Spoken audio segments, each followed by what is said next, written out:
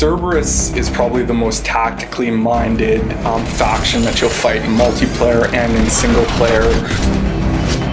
They'll use cover a lot more, try to smoke grenade to move up. They do have a lot of slow pressure, but they can't offer the rapid closing that the Reaper faction can. My favorite enemy is definitely the Phantom. They just force you to constantly be on the move. If you're in cover, they run at you with their sword. If you're out of cover, they're pounding you with their palm blaster. The Asari, she has stasis, which makes her amazing against the Cerberus faction. Extremely powerful against Phantoms. She can just lock them down anytime she wants. But she's not as strong against Guardians, for example. Whereas the Human has a lot of good powers for debuffing the bigger enemies or crowd controlling the little guys. When you're fighting Geth, you have the troopers that are trying to close with you to put punishment down, but you also have pyros and Geth hunters covertly moving in on your location. So the most dangerous enemy on the Geth faction is the Geth Prime. He can spawn turrets, he can spawn combat drones.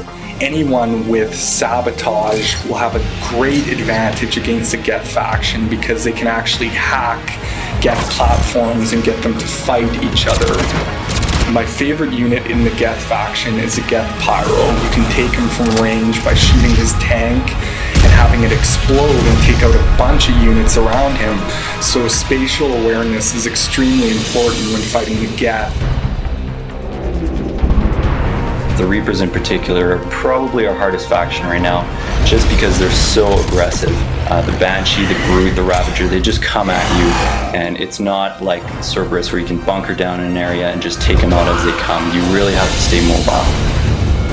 As a designer, I love to see enemies that are big, vicious, that get in your face and cause all kinds of problems. The most dangerous one is by far the Banshee. She can teleport at you, she can sync kill you instantly. You can definitely hear her screaming, so you'll know when she's coming. You just have to stay in constant communication.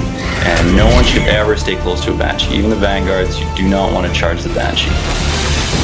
So you're going to have a lot of different challenges fighting the different factions in multiplayer and single player. So good luck.